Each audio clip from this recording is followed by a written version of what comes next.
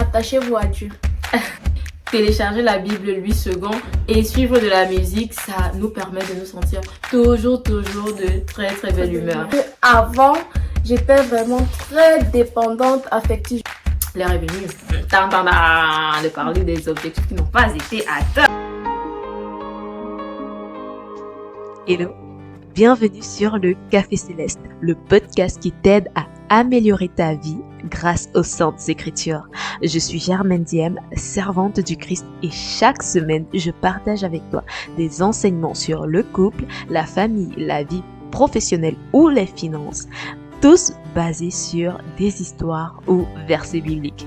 Alors, si tu as souvent la flemme de lire ta Bible ou que tu as essayé fort sans jamais y parvenir, ce podcast va t'aider à mieux comprendre les Saintes Écritures pour les mettre en application dans ta vie.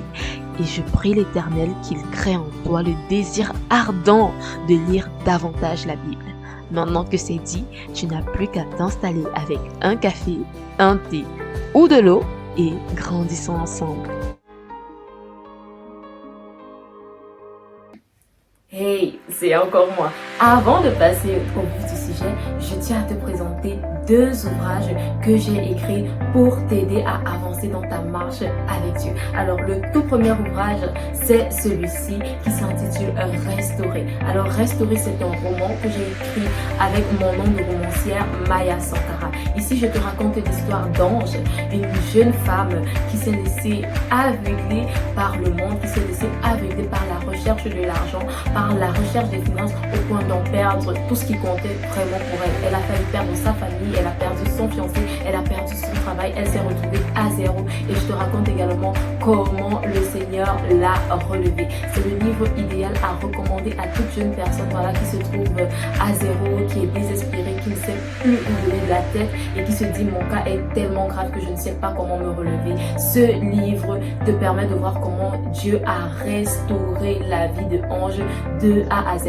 Bien sûr, le livre est disponible physiquement au Cameroun, mais si tu vis à l'étranger, sache que le livre est totalement gratuit en ligne sur la plateforme Wattpad. Je vais te laisser le lien en barre d'infos. Pour ceux qui préfèrent le lire de façon physique, vous pouvez le commander en me contactant sur l'un des numéros qui s'affiche ici. Là, il est disponible à 10 000 francs CFA si vous résidez au Cameroun. Et si vous résidez dans un autre pays, il vous suffit juste de faire la conversion dans la monnaie qui s'applique à votre pays et d'y ajouter des frais de livraison. En ce qui concerne mon deuxième livre, son nom c'est Je suis Ruth. Alors ici je l'ai écrit avec mon nom Germaine Diem Dassira. Dans ce livre, je te partage quelles sont les habitudes qui me permettent d'avancer dans ma marche avec Dieu. Quelles sont les habitudes qui me permettent de rester proactive, d'avancer dans la mission que le Seigneur m'a donnée, mais surtout chaque jour de me rapprocher de la femme merveilleuse que le Seigneur voit en moi. Écoute, on n'a qu'une seule vie, comme je le dis toujours. La vie, c'est pas que tu vas l'écrire au brouillon et après tu vas l'écrire au propre. Chaque jour compte, chaque heure compte, chaque seconde compte. Dans la façon dont tu emploies ton temps est très importante. Ici, je te parle de mon expérience, de la manière dont j'ai rencontré Dieu et je te parle également de comment est-ce que j'ai fait pour pouvoir avancer dans ma marche avec lui. Ensuite, je te donne quelles sont les clés que toi également tu peux mettre en place pour pouvoir avancer vers ta mission de vie cette année 2025. Je suis sincèrement convaincue que 2025 c'est une année de grâce. 2025 c'est une année de gloire. Mais pour saisir la grâce et pour saisir les bénédictions qui sont sur ta vie, il te faut absolument avoir les bonnes clés. Bien sûr, le livre est disponible en version numérique et en version physique au prix de 5 000 francs CFA, 10 euros si tu vis dans la zone euro. Donc, c'est tout. Maintenant que c'est fait, maintenant que les présentations sont faites, tu n'as plus qu'à cliquer sur les liens qui s'affichent en barre d'infos si l'un de ces livres t'intéresse. Et puis nous, on passe à la suite de la vidéo. Concernant les objectifs que je n'ai pas pu atteindre, alors il y en a aussi. La première chose que je n'ai pas pu faire, c'est organiser un événement Hadar dans notre paroisse ce mois de janvier. Je tenais absolument à faire le premier événement en janvier. Malheureusement, ça n'a pas pu avoir lieu et ça, d'un côté ça me déçoit, mais de l'autre côté je me dis bon, on est en février, c'est le mois de la jeunesse, on va en profiter pour pouvoir donner un maximum. Et autre chose que je n'ai pas faite, c'est l'épargne. J'ai zéro épargne. Zéro épargne, c'est-à-dire que ma gestion des finances actuellement est tellement catastrophique. Moi aussi, c'était mon objectif, mais j'ai épargné 0 francs.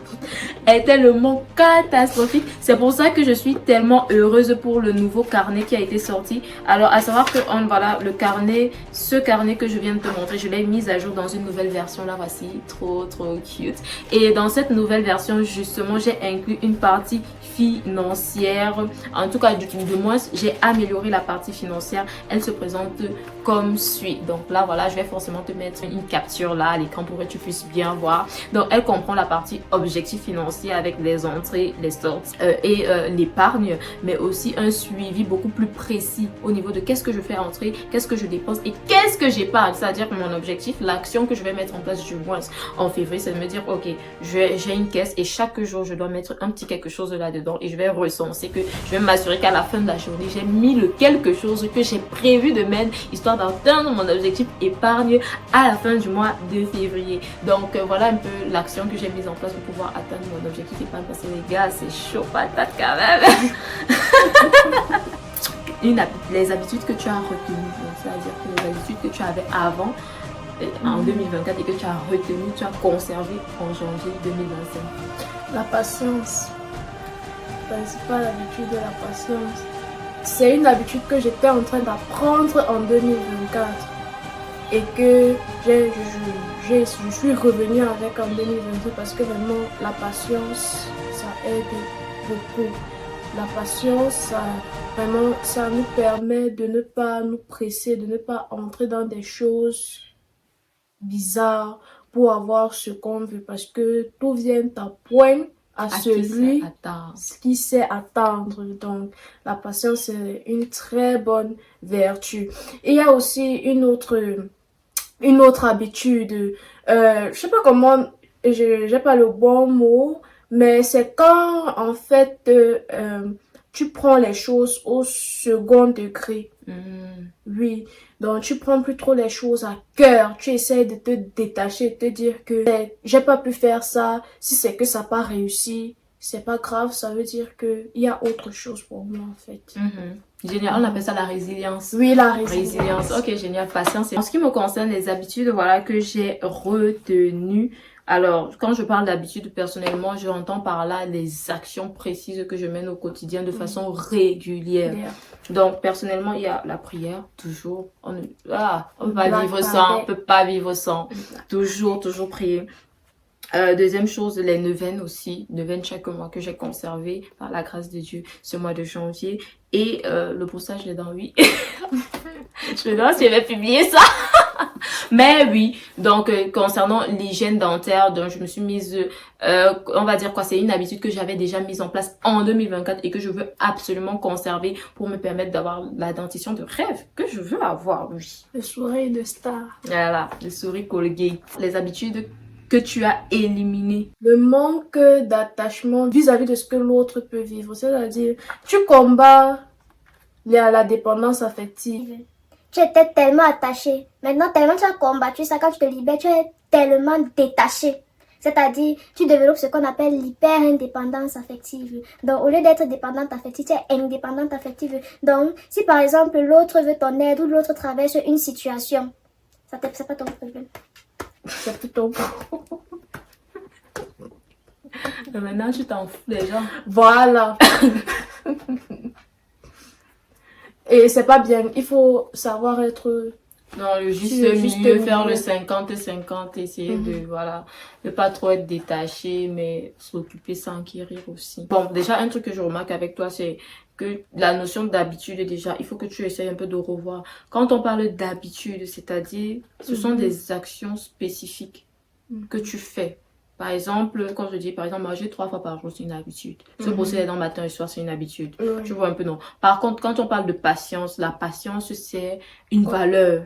Tu vois un peu? La patience, c'est une valeur. Donc, on incarne une valeur à travers des actions précises. Par exemple, je sais que je suis patiente, par exemple, si je ne crie pas dessus sur quelqu'un quand il fait quelque chose de mal. Par exemple, tu vois un peu, non?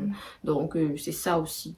Donc, les habitudes, vraiment, c'est des actions concrètes, comme dresser le lit, dire si je décide que, par exemple, je vais commencer à créer des contenus TikTok, c'est-à-dire que je tourne mes vidéos tous les jours et j'en fais vraiment une habitude, une action concrète que je dois faire tous les jours. En ce qui me concerne, les habitudes éliminées, vraiment, j'ai essayé de les avoir, de les maintenir, de les garder en janvier, mais je pouvais tout simplement pas, et j'ai décidé de ne plus me prendre la tête avec. C'est publier sur LinkedIn. Publier sur LinkedIn régulièrement, discuter avec des personnes régulièrement, que ce soit sur LinkedIn ou sur Facebook. En fait, bref. Et même sur WhatsApp aussi, ça me saoule grave. Donc j'ai décidé de ne plus me forcer et ce sont des habitudes que j'ai éliminées. Vous me voyez, forcément ceux qui viennent de WhatsApp, vous savez déjà, je suis rarement en ligne. Si vous m'écrivez, forcément même pour mon téléphone, même déjà, il passe même rarement. Donc je suis totalement déconnectée de mon téléphone. Elle vous a ghosté. Bon, j'ai ghosté personne, c'est juste que les réseaux sociaux et moi, ça fait deux. Et la paix que je ressens par rapport à ça, c'est énorme. J'ai beaucoup plus de temps pour lire, beaucoup plus de temps pour écrire, beaucoup plus de temps pour créer des contenus de qualité comme ceci. Beaucoup plus de temps à passer en famille aussi. Donc, franchement, je compte pas renouer de sitôt. Hein. Donc, vraiment là, je suis débarrassée et je suis tellement heureuse. Les réseaux sociaux, je pense vraiment que ce sont des choses que l'ennemi prend pour nous maintenir dans les mauvaises habitudes, pour nous maintenir dans la paresse, comme tu as dit, pour nous maintenir aussi dans la procrastination. La distraction, oui. Parce que ça génère de la dopamine. Chaque fois que tu reçois un message, tu as de la dopamine. Chaque fois que tu vois un statut, tu as de la dopamine. Et tu veux tellement ressentir ça que tu restes à longueur de journée dessus. Désormais, ma dopamine, c'est Dieu. Et j'en suis très fière. Donc voilà. Maintenant, troisième question. Des nouvelles habitudes que tu as développées. Essayer d'être plus organisé. L'habitude que j'essaye de développer, même si je sais que c'est pas encore ça. Moi, je me reconnais, je suis quelqu'un de très désordonné. Si c'est qu'on va élire quelqu'un chef du désordre. Donc, c'est l'habitude que j'essaye de développer si je peux. Des fois, elle me ramène à l'ordre. Quand je me lève le matin, après, j'oublie de dresser le lit. Mais quand ça passe vraiment dans mon esprit, je dis que non, je me lève là, je dresse le lit. Il faut que je lave les habits 2 fois dans la semaine ou même 1 fois dans la semaine. C'est vraiment une habitude que je dois vraiment développer parce que si tu es dans un environnement désordonné, dans ta tête, ça peut pas donner. Si vous vous battez vous aussi comme Patricia avec l'organisation, pas de panique, c'est quelque chose de très normal. Personnellement, moi j'ai toujours aimé l'organisation, je crois que ça fait 10 ans. Non, pas plus en fait, depuis que je suis au collège, que je m'intéresse à l'organisation, au timing, à tout ce qui concerne la gestion du temps. Mais moi aussi, ça m'arrive de ne pas respecter tout à fait ce que j'ai prévu de faire. Et il n'y a pas à se sentir gêné, à se sentir frustré, à se condamner. Vous n'êtes pas une mauvaise personne déjà. Maintenant, il faut savoir qu'est-ce qui m'empêche justement de respecter le planning que je me suis tenu. Éliminer les sources de distraction de votre environnement pour rester plus focus et aussi vous accompagner des outils comme notre Planner-C. Comme actuellement celui que j'ai mis à jour, celui-ci comprend des passages comme celui-ci où on peut s'organiser selon les différentes heures de la journée. Donc moi personnellement, comment est-ce que je m'organise?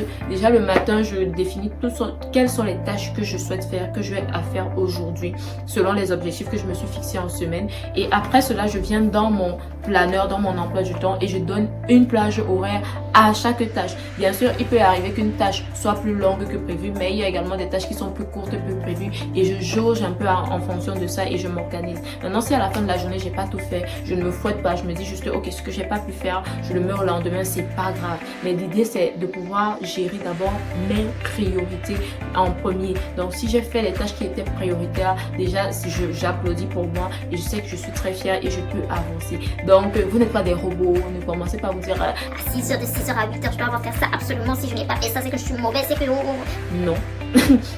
Faites comme vous pouvez, faites de votre mieux et demandez juste à Dieu de vous donner la force de vous améliorer chaque jour. Moi, mon mantra, c'est un peu plus chaque jour, un peu plus organisé chaque jour. Chaque jour, demandez à Dieu de vous donner un peu plus d'organisation et vous allez voir qu'au bout de quelques mois, 6 mois, même 1 an, vous serez, tout le monde va vous regarder et vous dire, mais waouh, t'es super organisé. Vous allez dire, mince, mais je sors de loin. Bon, une autre habitude de me coiffer plus souvent avec mes cheveux naturels. Donc, je vais lancer un challenge.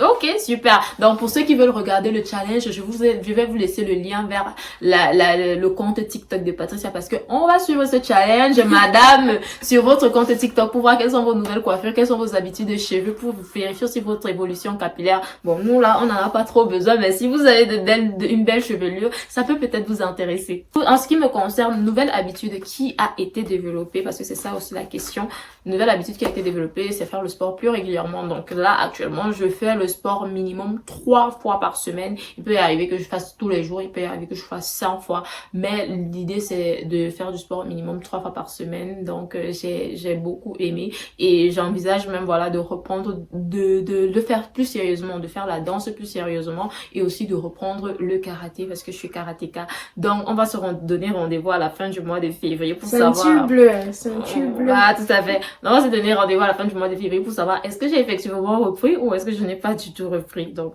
voilà, 3 choses pour lesquelles tu veux remercier Dieu ce mois. Vraiment, la première des choses, la santé. Amen. Je sors d'une maladie là et ça m'a permis de me rendre compte que la santé, même si tu n'as rien, mais tu as la santé, faut rendre grâce. Parce que là, ça commence déjà à aller, même si je suis un peu fatiguée, mais tellement je suis heureuse de pouvoir encore ressentir le goût de la nourriture dans ma bouche. Donc, première des choses, la santé. Deuxième des choses, la maison. Il y a des personnes qui dorment dans la rue, sur le froid. Mais moi, je suis dans la maison, jusqu'à j'ai le lit, j'ai le matelas. Je dors sur ça. Amen. Donc, je dis merci à Dieu.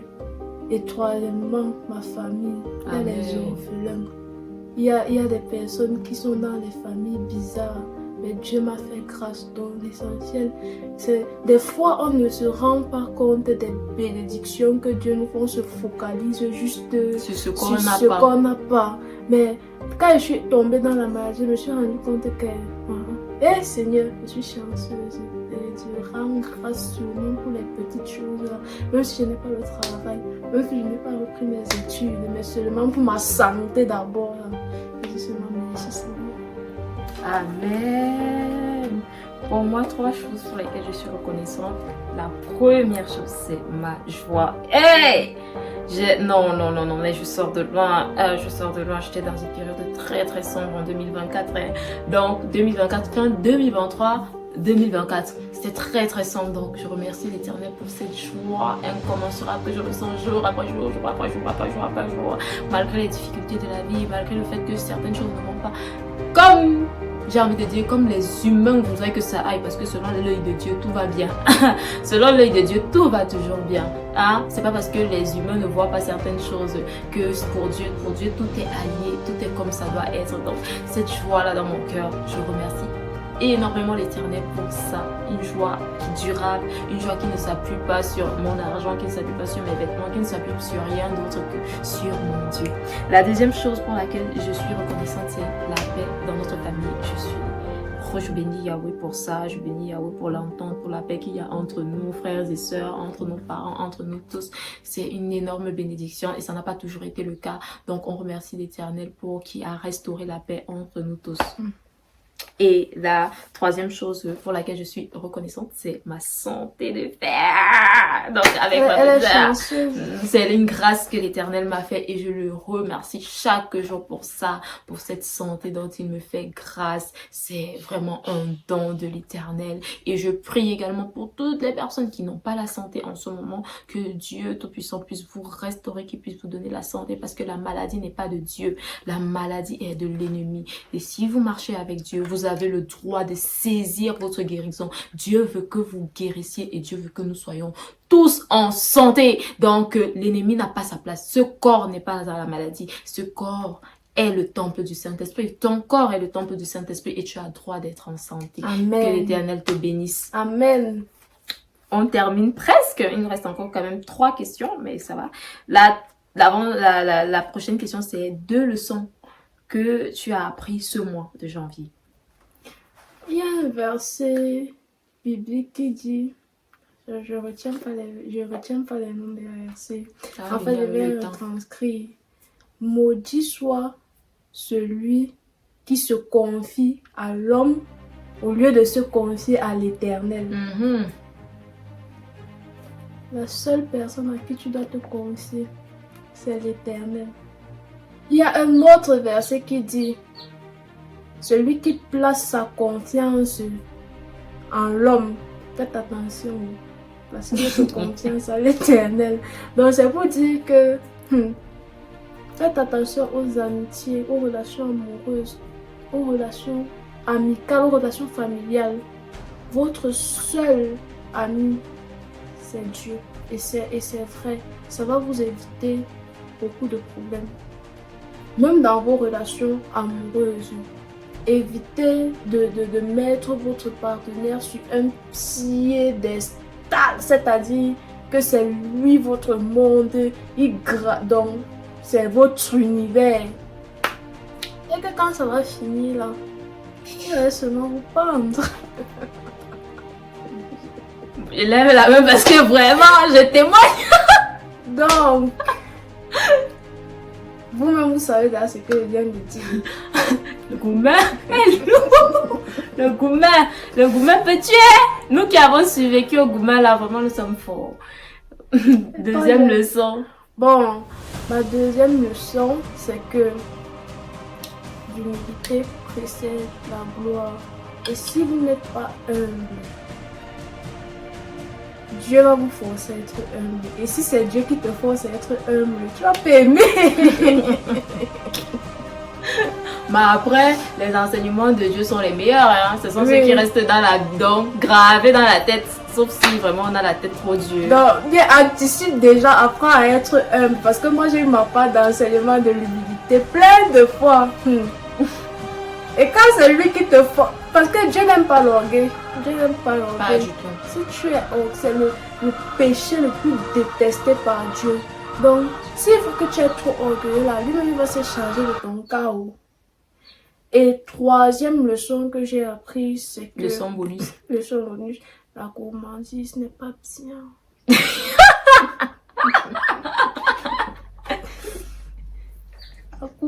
La gourmandise, c'est un péché. La gourmandise, c'est un péché. Donc, ça, c'est aussi sur quelque chose que je dois travailler. Je dois aussi travailler sur ça, sur la gourmandise. Vraiment, parce que c'est pas bien.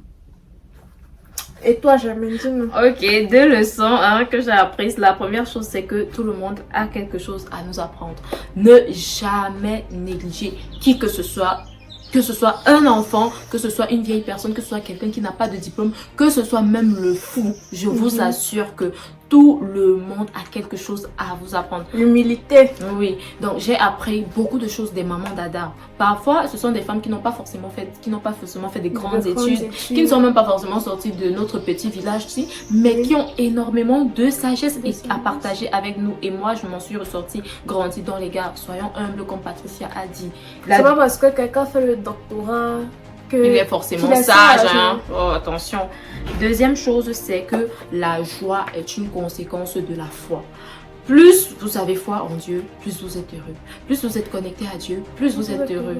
C'est-à-dire que votre joie ne dépend pas de la quantité d'argent que vous avez dans votre compte en banque, de votre travail, de votre famille. Parce que si c'est ça, il y a des gens qui ont des comptes en banque chargés, ils sont pas heureux. Ils ont des familles, de très belles familles, mais ils sont toujours amers, toujours le visage froissé. Ils ont tout ce qu'un homme ou une femme voudrait avoir, mais ils sont toujours remplis de malheur. Mais votre joie dépend de l'Éternel. Plus vous marchez avec Dieu, plus vous avez le smile. Donc, il y a une chanson trop cute que je vais vous mettre en barre d'infos pour vous donner le smile d'ici la fin de la vidéo. Maintenant, l'avant-dernière question, c'est en un mot, on a presque terminé. Quel est le meilleur mot pour décrire ton moi? En un mot, si tu veux décrire ton moi, qu'est-ce que ce serait? Rocambolesque.